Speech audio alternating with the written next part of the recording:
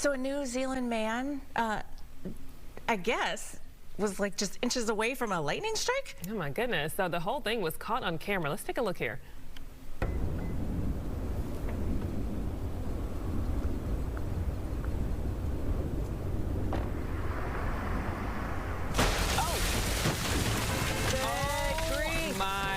Goodness. Wow. Okay, so Simon Somerville says he went back into his home in Mudgee, New South Wales to get his wallet, which might have just saved his life. He says his insurance company wrote off the car after the incident. When sharing the footage to Instagram, he joked that he was off to buy a lotto ticket. I bet. So.